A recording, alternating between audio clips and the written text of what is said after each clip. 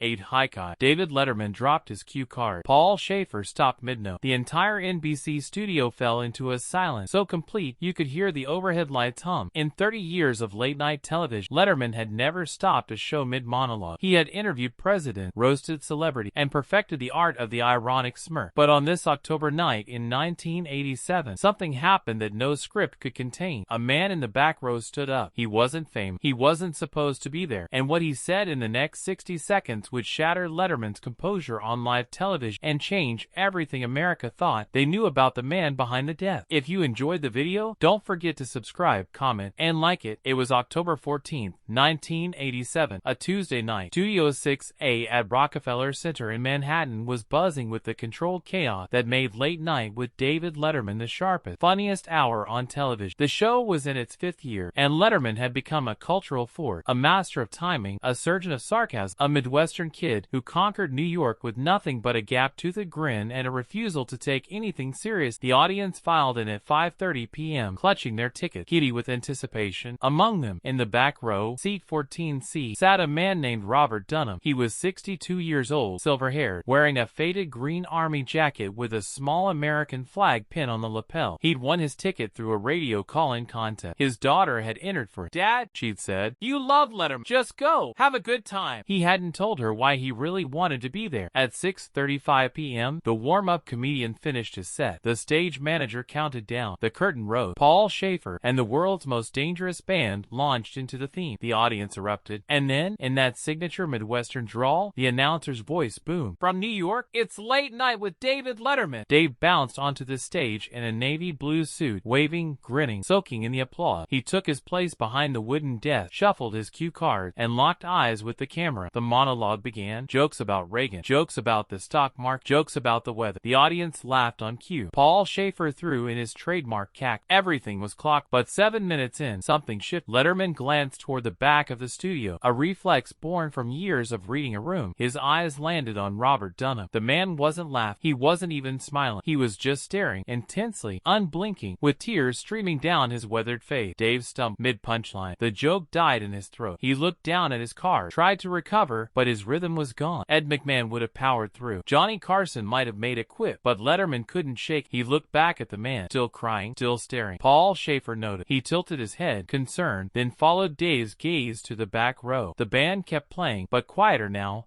uncertain. The audience sensed it too, a strange tension creeping into the room. And then Letterman did something he had never done before. He stopped. Just stopped. He set down his cue card, held up one hand to Paul. The music cut. The studio went silent. 200 people held their breath. Somewhere in the control booth, a producer's voice crackled through the headset. "What is he doing?" Letterman leaned forward, his voice softer than anyone had ever heard it on air. "Sir," he said, looking directly at Robert Dunham, "are you okay?" The man didn't move, didn't speak, just kept staring, tears now pulling at his collar. "Sir," Dave said again, gentler this time, "can you stand up for me?" Slowly, Robert Dunham rose to his feet. The house lights came up slightly. The cameras swung toward him. He was tall, thin, his hands shaking. The studio audience turned in their seat, murmuring, confused. "What's your name?" Letterman asked. The man's voice was barely a whisper, but the microphones caught it. Robert Dunham." "Where are you from, Robert?" "Pittsburgh, Pennsylvania." Letterman nodded. He wasn't joking, wasn't performing. He was just present. "Robert, I have to ask, were you in the service?" The question landed like a stone in still water. Robert nodded. "Yes, sir." "Army, 1968 to 1971. Vietnam." The audience stirred. A few people began to clap, tentative, respectful, but Letterman raised his hand again, asking for silence. "Thank you for your service," Dave said, and the words came out rough, like something caught in his throat. Robert nodded again, still standing, still crying, and then he spoke. "Mr. Letterman," he said, his voice stronger now, "I need to tell you something." What happened next, no one in that studio, or watching at home, was prepared. Paul Schaefer leaned forward on his piano bench. The camera stayed locked on Robert Dunham's face, and David Letterman, the king of cool, the man who could dismantle any moment with a one-liner, said nothing. He just listened. Robert took a deep breath. "In 1969, I was stationed near Da Nang. I was 24 years old. There were 12 of us in my unit. We didn't have much. No TV, no radio half the time. Just letters from home, if we were lucky." The studio was so quiet you could hear the air condition. "But there was this one guy. His name was Jimmy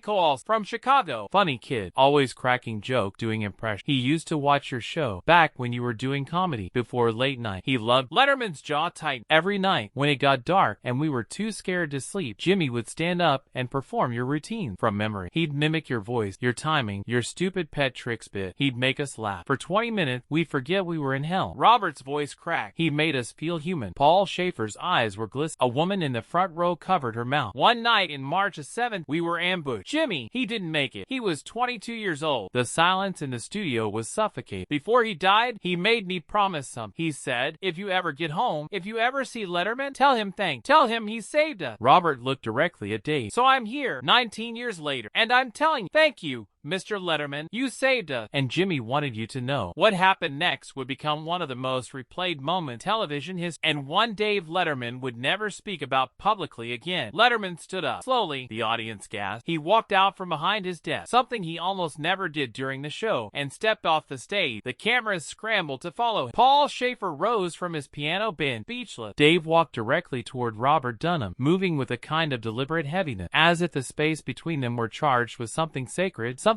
that demanded he approach slowly. Respect. Robert was still standing in the back row, shoulders trembling under the weight of the moment. The overhead lights glinted off the moisture in his eye. When Letterman finally reached him, he stopped just inches away. For several long, suspended seconds, they simply looked at each other. Two men from two different worlds, connected by one name, one memory, one grief. Dave didn't speak. Robert couldn't. The silence between them swelled, not awkward but full, like the breath right before a prayer. Then, without theatric, without announcing it, Letterman extended his hand. Robert stared at it for a heartbeat before taking. His hand shook violently. Dave closed his fingers around Robert's with gentle firmness, then stepped forward and pulled the man into an embrace. Slow, steady, unhurried. It wasn't a television hug. It was a real one, a human one. The studio erupted, not in applause, but in a wave of emotion so thick it felt physical. A collective relief. A room full of strangers exhaling together the grief they'd been carrying quietly for years. People cried openly. The camera operators blinked rapidly behind their viewfinder. Members of the stage crew looked down at their shoes, wiping their eyes with sleeve. Even Paul Schaefer, stoic,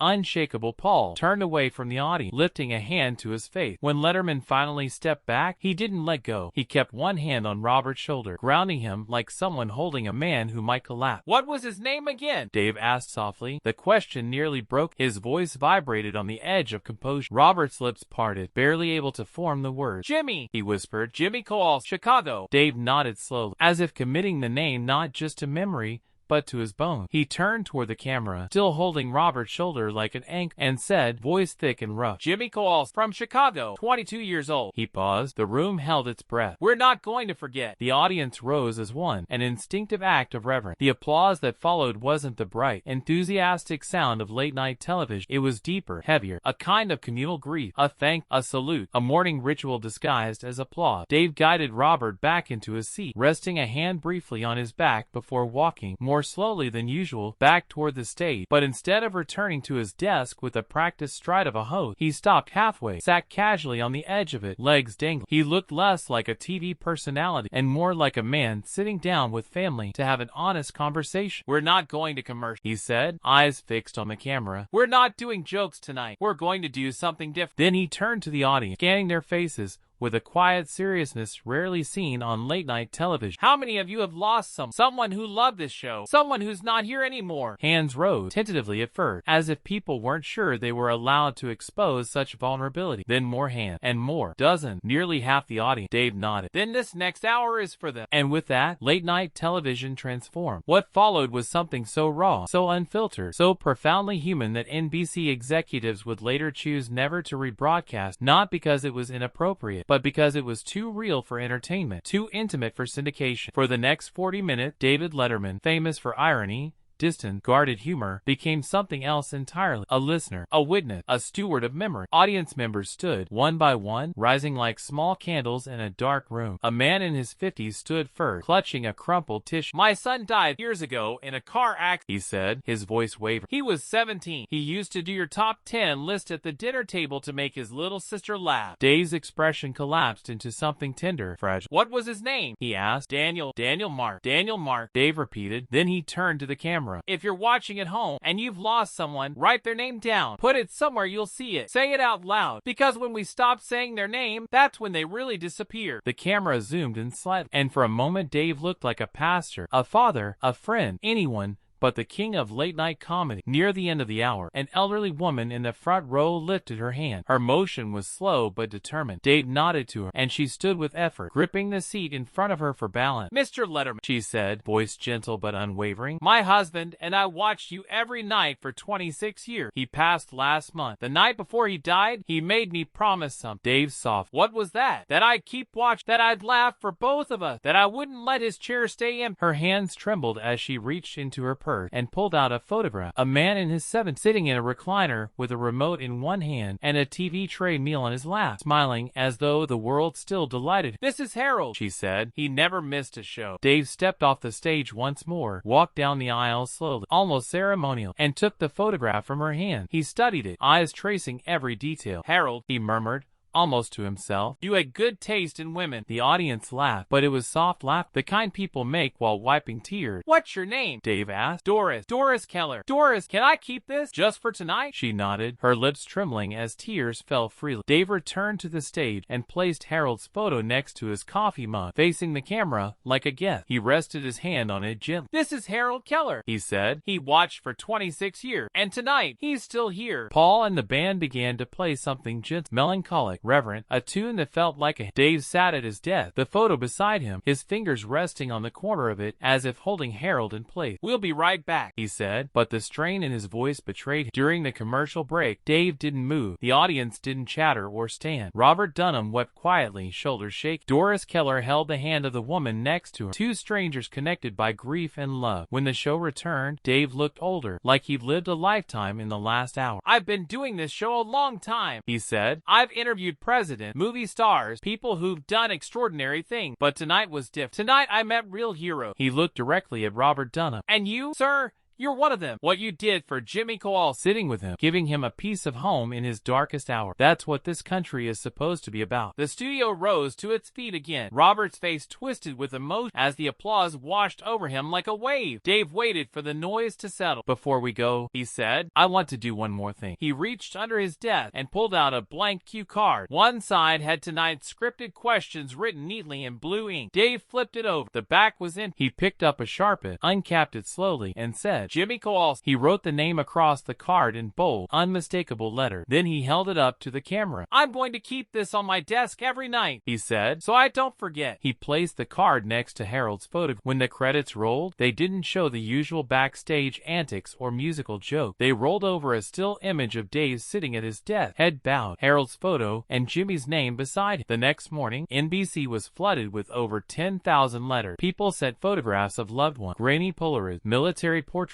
family kitchen snapshot. They sent story. They sent grief. They sent gratitude. The network didn't know what to do with. Letterman did. He had them all shipped to his home. He read every single one. And for 12 years at NBC, and for 22 more at CBS, he kept that cue card on his desk, just out of frame, where only he could see it. Jimmy Kowalski. Robert Dunham never returned to the show. He didn't have. He and Dave exchanged letters for years. In one, Robert wrote, "You gave Jimmy his last smile, but that night, you gave me something too. You let me say his name out loud. You let it matter." Dave kept that letter in his desk drawer until the day he retired. Doris Keller's photograph of Harold stayed on the late night set. On Dave's last night at NBC in 1993, he held it up one final time. "Harold Keller," he said, 26 years, never missed a show. This one's for you, buddy." Years later, television historians chronicling Letterman's career rarely mentioned that October night. It wasn't replayed. It wasn't archived. It didn't win awards. It lived only in the memories of those who were there, those who stayed up late enough to witness, but those who saw it never forgot, because that night, David Letterman did something no entertainer is required to do. He stopped the show. He opened his stage. He held space for the grieving. He made memories sacred. He turned a talk show into a sanctuary and grief into legacy. Jimmy Kowalski died at 22 in Dunham. He never made it home, but in a field hospital for 20 minutes a night, a nurse pretended to be David Letterman, giving a scared young soldier a piece of normalcy. Decades later, on live television, Letterman returned the favor. He spoke Jimmy's name aloud, so he would not be forgotten. That isn't entertainment. That's remembrance. That's wit. That's legacy.